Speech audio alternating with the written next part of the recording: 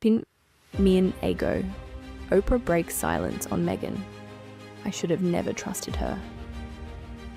For years, the world believed the Oprah interview with Meghan Markle was the moment that told everything. The moment when secrets would finally be spoken, and the truth, whatever it really was, would finally come into the light. But the part people didn't know, the part hidden behind the bright California garden and Oprah's calm voice, was that something happened off camera, something no one was supposed to mention again. It began with a whisper, a quiet confession from someone close to the production. A simple sentence. Oprah should have never trusted her. No one explained what it meant. Not at first. But when Oprah's own team later broke their silence behind closed doors, a different picture started to form. A picture of a moment Oprah never shared with the world.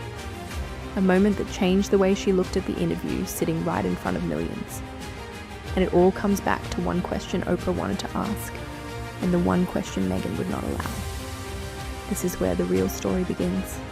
Before the camera lights warmed the garden, before Meghan adjusted her dress and Harry straightened his jacket, before Oprah took her seat in that wooden armchair, something unusual happened. Several members of Oprah's production team had been preparing the area, checking the camera angles, adjusting microphones, doing the quiet work that always happens before a major broadcast. And while they moved around Meghan, something caught their attention. It wasn't a sound. It wasn't a word. It was a movement. A shift underneath Meghan's clothing. Small, quick, but strange enough that the people who noticed froze. They had seen pregnant women before. They knew the natural way a belly sits, the slow, even weight of it. But this, whatever it was, didn't look like that. It looked off. Words spread quietly among the crew. Not loud, not dramatic. Just a quiet murmur passing from one person to the next. Enough for Oprah herself to pick up on the tension in the air. So, she did what she is famous for doing.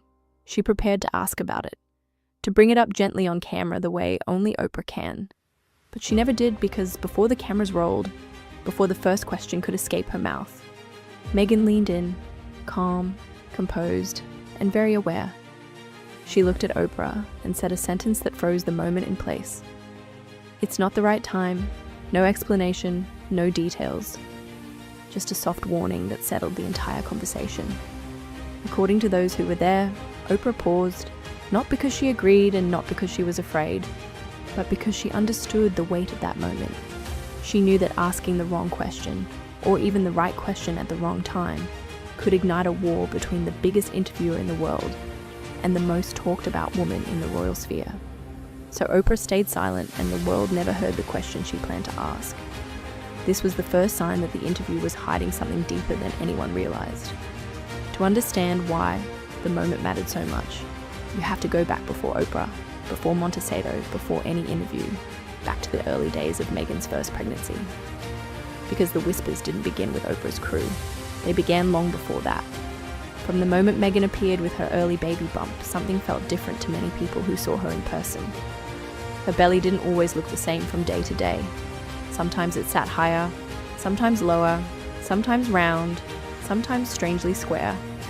At one event, she'd look heavily pregnant. 2 days later, she'd look noticeably smaller. None of these details were wild enough to make headlines alone, but together they built a quiet pattern. There were photos where the belly folded sharply when she bent down, sharper than a natural curve should. There were videos where it shifted when she crouched, moving almost independently of her body's motion. A few moments even showed what looked like inflation or sudden deflation, as if the shape adjusted inside her clothing. Most pregnant women experience changes. Most bumps look different in different outfits. But Meghan's movements drew a different kind of attention because they were sharp, quick, and strangely mechanical. Still, no one said anything openly until the Oprah interview was announced. That was the moment when people began waiting, wondering whether Oprah, of all people, would bring these strange moments to light. Oprah had asked celebrities about their marriages, affairs, addictions, feuds, everything under the sun. Surely she would ask about this, but the backstage moment changed everything. Meghan's gentle warning, the shift no one was supposed to mention, By the time the interview went live, Oprah knew exactly what she could ask and what she couldn't. And the story behind those early pregnancy whispers stayed locked behind the scenes, hidden from the millions glued to their screens. Long before Oprah ever sat down in Montecito, the palace made a mistake so simple and so quiet that at first barely anyone noticed. But later, it became one of the biggest cracks in the entire story. On May 6, 2019, reporters received an official message from the palace. The Duchess has gone into labor. Within minutes, cameras rolled, journalists prepared live updates, and the world waited for the next announcement. Everyone braced for hours and hours of labor coverage. The kind royal watchers had seen before with Diana, with Kate, and generations before them. But then, only a short while later, something shocking happened. The palace announced that Archie had already been born, not just minutes earlier, not just moments ago, but hours before the "she's in labor" message ever went out. People inside newsrooms blinked in confusion. How could the palace announce labor after the child had already arrived? It wasn't a small mistake. It wasn't a typo. It was a complete reversal of a royal timeline, one that had always been handled with careful precision for every royal birth before this one. Some said it was a simple communication slip. Others said it was an attempt to control the story. But no matter the reason, the damage was done. A seed of doubt was planted. If the palace could bend the timeline of a birth, one of the most important events in royal tradition, then what else could be shifted, hidden, or reshaped? What else might the public be hearing only after the fact? This moment, though quiet, was the first time the official record felt fragile. And once that feeling settles in, it doesn't go away. Royal births have always followed a pattern. A pattern so familiar that people recognize it instantly. The steps outside the hospital, the proud parents holding the newborn, the flashing cameras, the reporters, the single photograph that becomes part of royal history forever. But when Meghan and Harry's turn arrived, none of that happened. There were no hospital steps, no press gathered outside, no waving, no newborn wrapped in a blanket for the world to see. Instead, Meghan and Harry chose privacy. Archie's first appearance didn't take place in front of a cheering crowd.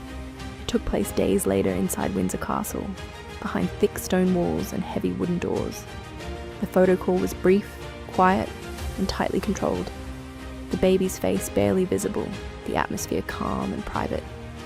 To some, this was refreshing, a modern break from tradition. To others, it was the second sign that something was being hidden. And the more controlled the rollout became, the more questions began to stir. Why avoid the hospital presentation? Why delay the first phone call? Why show so little? The decisions weren't dramatic, but they were unusual. And unusual decisions paired with a timeline mistake, paired with a birth that didn't follow royal custom, created a perfect storm for whispers to grow. This wasn't just a modern couple doing things their way. This was a royal story unfolding behind closed doors with strict privacy, careful timing, and an intentional distance from the public eye. By the time Archie was officially presented, the story felt less like a joyful royal tradition and more like a controlled press event, shaped exactly the way Meghan and Harry wanted it. And once again, silence filled the spaces where answers could have lived. 2 years later, Meghan and Harry sat across from Oprah Winfrey in Montecito. The garden was peaceful, the sunlight warm, and the birdsong soft. But beneath the calm surface, the atmosphere felt electric, like the air right before a storm. After all the tension backstage, after the warnings and the whispered NDAs, Oprah began the interview knowing there were places she could go and places she couldn't. But then Meghan dropped a different bombshell, one that no one expected, one that instantly changed the entire direction of the interview. She revealed that while she was pregnant, there were concerns and conversations inside the royal family about how dark Archie's skin might be. Oprah froze. Her eyes widened. She leaned forward and in the calm, firm voice only Oprah can deliver, she asked, "What? Who is having that conversation with you?" Meghan refused to say. She said it would be too damaging. And just like that, the interview turned from a discussion about royal life into something deeper, heavier, and far more explosive. The world suddenly forgot about all the rumors around the pregnancy timeline because this new claim overshadowed everything. Within 24 hours, Oprah returned on air to clarify that Meghan had told her privately that the Queen and Prince Philip were not involved. 2 days later, Buckingham Palace released a short but powerful statement. Some recollections may vary. Those 4 words had weight. They were polite but firm, a line in the sand. From that moment on, 2 stories existed: Meghan's version and the palace's version, running side by side, never touching, never agreeing. And while the world was debating racism, mental health, family fractures, and royal divisions, the quiet question Oprah never asked stayed buried beneath it all. It remained the secret swallowed by the interview, the one moment Oprah never spoke about publicly, and the one moment Meghan never addressed again. And that silence, silent as stone, waited beneath the biggest interview of the decade, like a shadow. For 2 years, the world believed Meghan's words during the Oprah interview were the final truth. The claim about Archie's possible skin tone became one of the most powerful sentences ever spoken on television. It shifted public opinion, it changed conversations, and it became a central point in the story of Meghan versus the monarchy. But then, something unexpected happened. In 2023, Harry sat down for his own interviews. One with Tom Bradby on ITV and another with CBS in the United States. This time the setting was different. The atmosphere was calmer, the questions were softer but deeper. And Harry, now promoting his memoir Spare, chose to explain the Oprah moment in a new way. He said firmly, "I never said my family were racist." He framed the conversation Meghan described not as racism, but as unconscious bias, something many institutions struggle with. Something he believed could be corrected through understanding. But interviewers pressed him.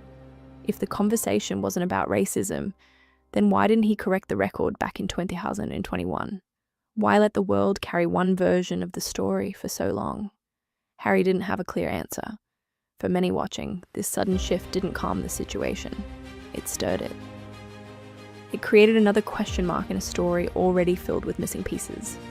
The Oprah interview, once seen as the final word, now looked incomplete, almost blurry. 2 versions, 2 interpretations, 2 truths that didn't match. And once again, silence filled the space between them.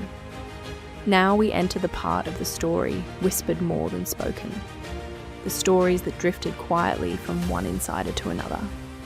Never confirmed, never publicly addressed, but never forgotten.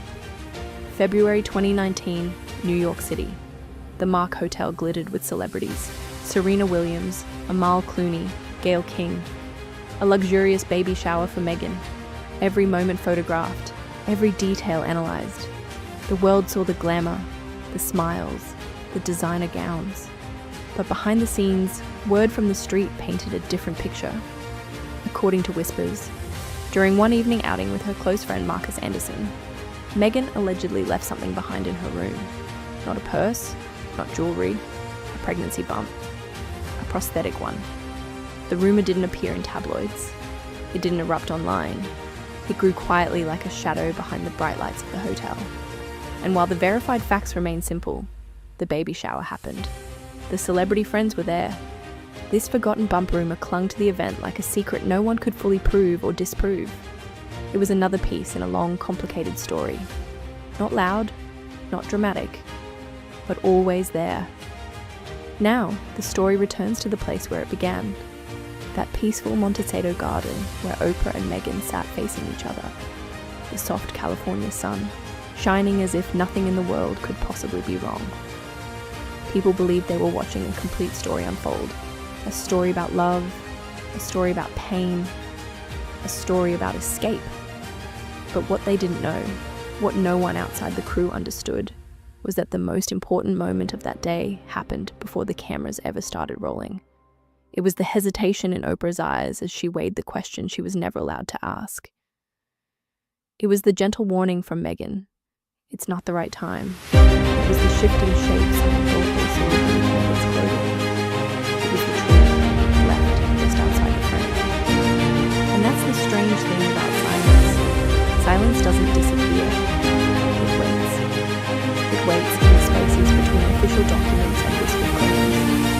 It waits in the difference between what Oprah wanted to ask and what she was told not to.